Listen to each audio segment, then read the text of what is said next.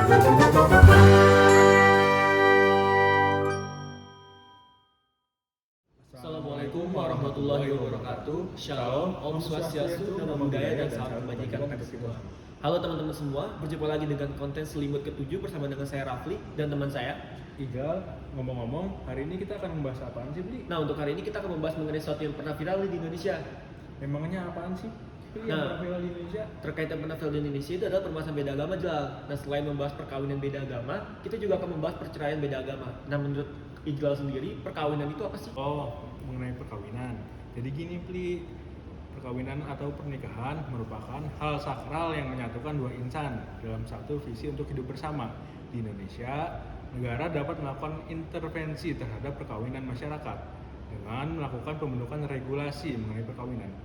Contoh produk hukum yang dihasilkan ialah Undang-Undang Nomor 1 Tahun 1974 tentang perkawinan sebagaimana telah diubah dengan Undang-Undang Nomor 16 Tahun 2019 tentang perubahan atas Undang-Undang Nomor 1 Tahun 1974 tentang perkawinan. Dalam pasal 2 ayat 1 Undang-Undang Perkawinan menyatakan bahwa perkawinan dikatakan sah apabila dilakukan menurut hukum masing-masing agama dan kepercayaan. Hal ini menjadikan hukum agama sebagai sandaran untuk melaksanakan perkawinan. Jika perkawinan dilakukan oleh dua orang yang memiliki agama berbeda dan tidak mungkin menerapkan hukum agama tersebut, maka salah satu hukum agama harus mengalah. Oh gitu ya, tapi kenapa sih dalam hubungan perkawinan itu selalu ada yang namanya perceraian? Padahal kan perkawinan ini merupakan hal yang sakral ya?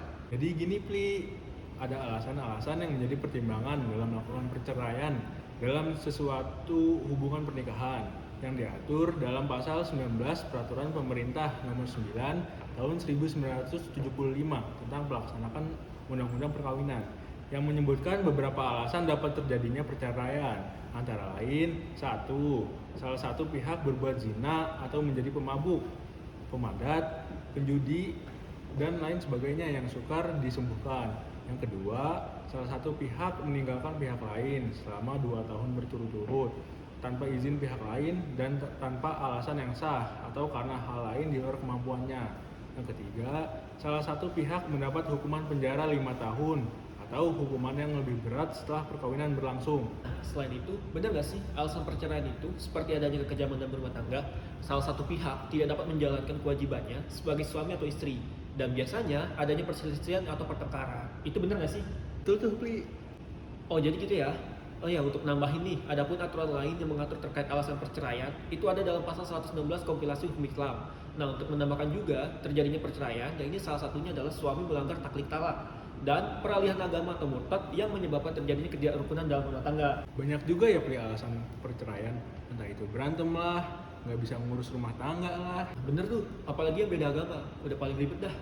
Oh iya, ngomong-ngomong beda agama, ada nggak sih penyelesaian juga cerai hubungan yang beda agama? Ada, Pli. Pada dasarnya, proses perceraian atas perkawinan beda agama dilakukan dengan acuan proses perkawinan yang dilangsungkan sebelumnya. Hal ini ditegaskan dalam pasal 1 huruf B Peraturan Pemerintah Nomor 9 Tahun 1975 tentang pelaksanaan Undang-Undang Perkawinan yang menyatakan bahwa pengadilan adalah pengadilan agama bagi mereka yang beragama Islam dan pengadilan negeri bagi yang lainnya. Apabila pernikahan dilaksanakan secara Islam dan dicatat di kantor urusan agama, maka penyelesaian perkara perceraian akan dilangsungkan di pengadilan agama.